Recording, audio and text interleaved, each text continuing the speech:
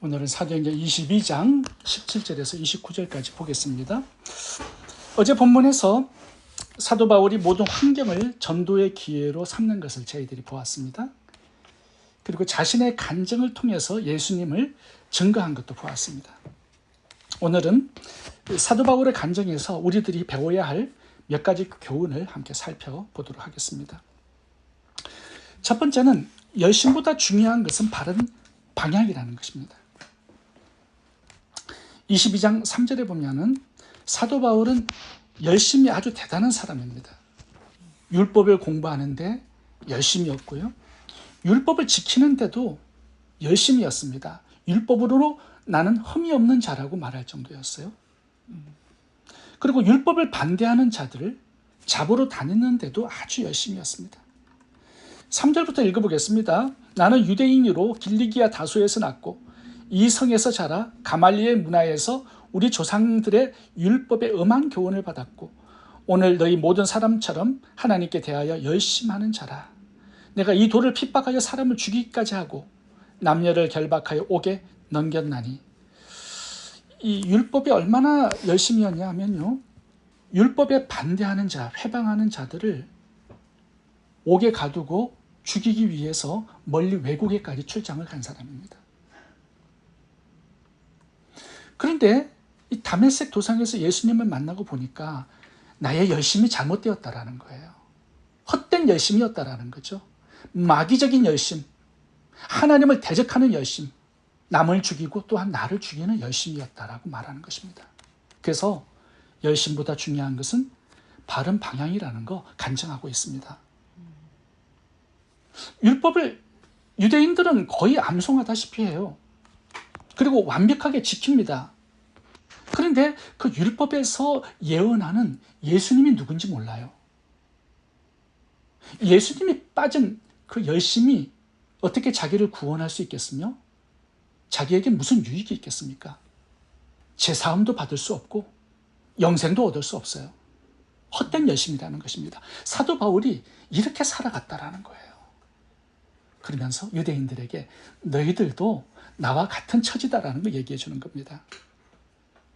열심히 어디로 향해야 되는가? 예수님께로 향해야 된다라는 거죠. 거기서 제사함과 영생을 얻고 그 다음에 하나님을 섬기는 열심을 내야 된다라는 거예요. 우리도 마찬가지입니다. 성경을 굉장히 열심히 공부하는 사람들이 있습니다. 근데 예수님이 누군지 몰라요. 예수님이 빠지고 예수님이 없는 열심을 내는 사람들이 있습니다. 열심히 예배해요. 교회 봉사 열심히 합니다. 성가대도 하고 친교도 하고 헌금 생활도 하는데 예수님이 누군지 몰라.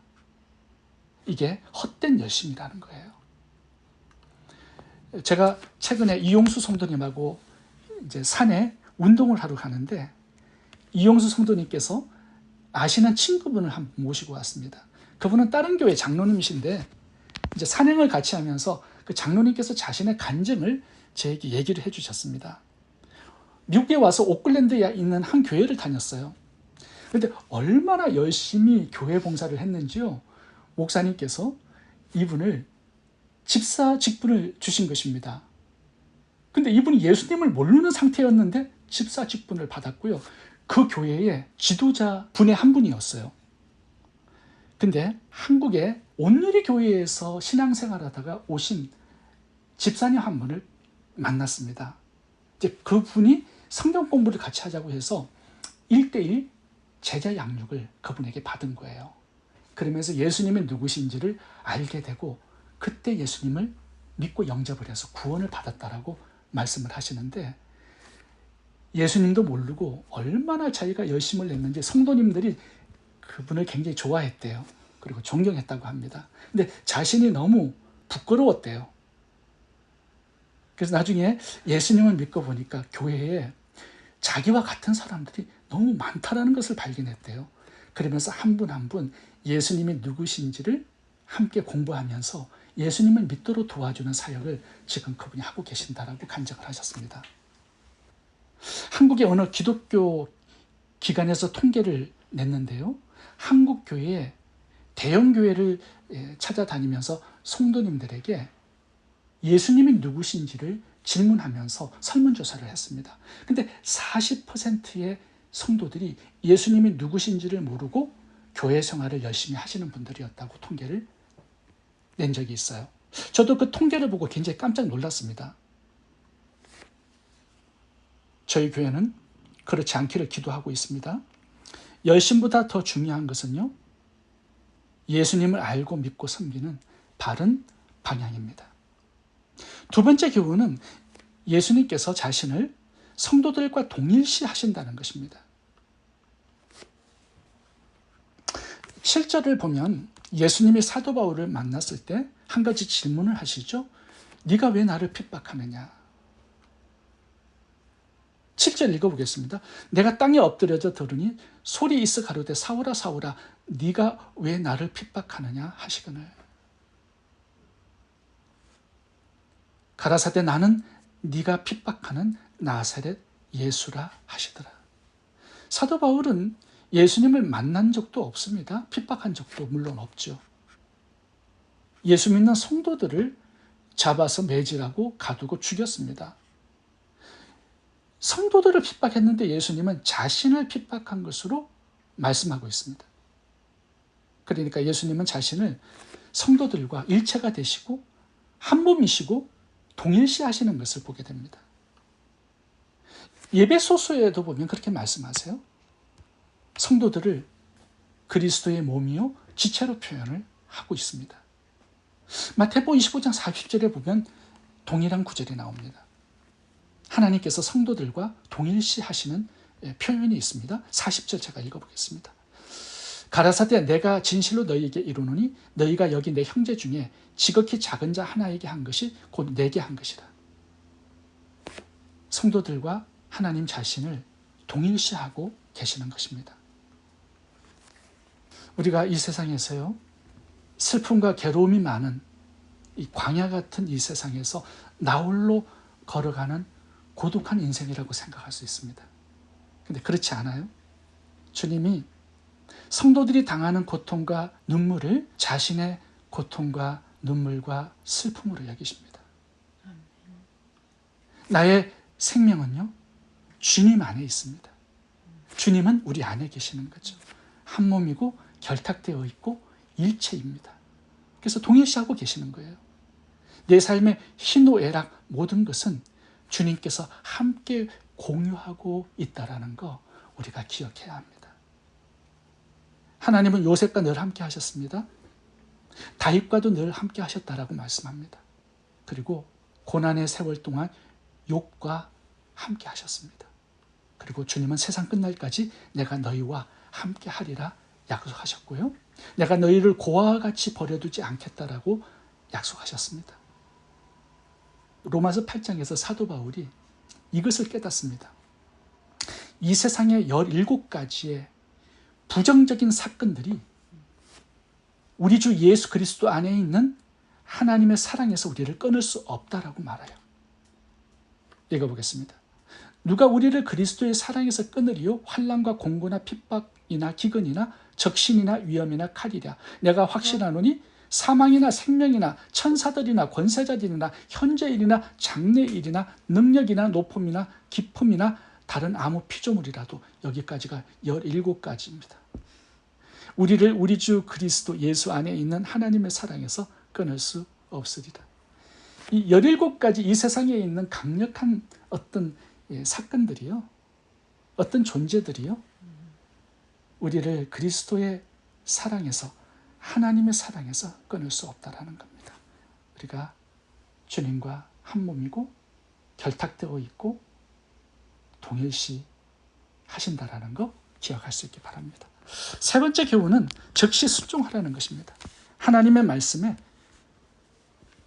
조건 없는 순종을 드리라는 겁니다. 17절에 보면 사도 바울이 성전에서 기도할 때 예수님께서 말씀을 들려주셨습니다. 그 말씀이 뭐냐 하면 예루살렘을 떠나서 이방인들이 가서 복음을 전하는 것이었습니다. 17절 18절 읽어보겠습니다. 후에 내가 예루살렘으로 돌아와서 성전에서 기도할 때에 비몽사몽간에 보매 주께서 내게 말씀하시되 속히 예루살렘에서 나가라. 저희는 네가 내게 대하여 증거하는 말을 듣지 아니하리라. 예수님께서 유대인들을 잘 아시고 사도 바울아 네가 유대인들에게 아무리 복음 전해보았자 소용없다. 이방인들에게 가서 복음을 전하라. 이렇게 말씀을 하신 것입니다. 근데 사도 바울은 예수님의 말씀에 동의할 수가 없었습니다. 그 이유가 19절에 나오는데 사도 바울이 유대인들에게 복음을 전해서 그들을 구원할 자신이 있었기 때문입니다. 19절부터 읽어보겠습니다. 내가 말하기를 주여 내가 주 믿는 사람들을 가두고 또 각 회당에서 때리고 또 주의 증인 스데반의 피를 흘릴 적에 내가 곁에 서서 찬성하고 그 죽이는 사람들의 옷을 지킨 줄 저희도 아나이다. 무슨 말이냐 하면요, 유대인들이 사도 바울의 과거를 다 안다는 겁니다. 얼마나 기독교인들을 핍박하고 잡아 가두고 때리고 심지어 죽인 것을 유대인들이 다 알고 있어요. 근데 사도 바울이 예수님을 만나서 변화가 되었잖아요. 자신의 변화된 모습을 보면 유대인들이 복음을 잘 받아들일 것이라고 사도 바울이 생각한 거예요. 근데 예수님께서 다시 한번 말씀합니다. 그렇지 않을 것이다. 21절에서 나더러 또 이르시되 떠나가라. 내가 너를 멀리 이방인에게로 보내리라. 유대인들 가망성이 없다라는 거예요. 헛수고하지 말고 이방인들에 가서 복음을 전해서 그들을 구원해라. 이렇게 말씀하신 것입니다. 근데 사도 바울은 계속 유대인들을 찾아다니면서 복음을 전했습니다. 왜 그런지 아세요? 사도 바울은요, 유대인들에게 복음을 전할 수 있는 최적화된 사람이에요. 유대인이고 율법으로 험이 없는 바리새인입니다. 가말리엘 문화생으로 당대 최고의 학부를 가졌습니다. 모든 사람들이 사도 바울을 존경하고 부러워하고 누구인지를 잘 알아요. 얼마나 율법에 열심이었는지 다메섹에까지 원정 출장을 가서 기독교인들을 잡아서 유대교를 반대하는 이단들을 없애고자 앞장서서 뛰어다닌 열정의 사람이었습니다. 그래서 사도 바울은 자신이 예수님을 만나 변화된 이야기를 유대인들에게 들려주면 놀라운 역사가 일어날 줄 알았어요. 그런데 현실은 그렇지 않았습니다. 사도 바울이 배반자잖아요. 유대인들의. 그래서 이 배반자를 죽여야 유대교가 살 수 있는 거예요. 그래서 여러 번 돌로 쳐 죽이려고 한 것이고요. 바울을 죽이려고 암살단까지 조직이 되어 있습니다. 그럼에도 불구하고 바울은 유대인들을 포기하지 않았습니다. 왜냐하면 그 이유가 로마서 9장에 잘 나와 있는데요. 민족을 너무 사랑했기 때문이다라고 기록되어 있습니다. 율법에 갇혀서 예수님을 보지 못하고 믿지 못해서 멸망의 길을 가는 유대 자기 민족에 대한 아픔이 마음에 많았습니다. 로마서 9장 1절을 읽어보겠습니다. 내가 그리스도 안에서 참말을 하고 거짓말을 아니하노라. 나에게 큰 근심이 있는 것과 마음에 그치지 않는 고통이 있는 것을 내 양심의 성령 안에서 나와 더불어 정언하노니 나의 형제 곧 골육의 친척을 위하여 내 자신이 저주를 받아 그리스도에게서 끊어질지라도 원하는 바로라. 유대 민족의 구원을 내가 지옥에 들어간다 할지라도 그들의 구원을 나는 소원한다. 이렇게 고백하고 있습니다. 민족을 너무 사랑한 사람이에요. 그러나 사도 바울의 복음이 유대인들에게는 소용없는 거 잘 아시고 이방인들이 가서 복음을 전하라고 지속적으로 명령을 하신 것입니다. 예수님께서 다메섹 도상에서 사도 바울에게 나타나셨잖아요.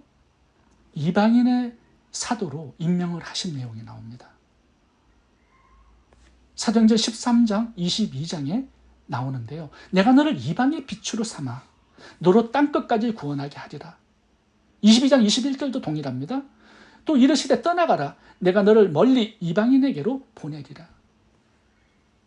사도 바울은 즉시 순종하지 않았습니다. 무조건적으로 순종하지 않았습니다. 자기의 생각과 고집이 있었기 때문이죠.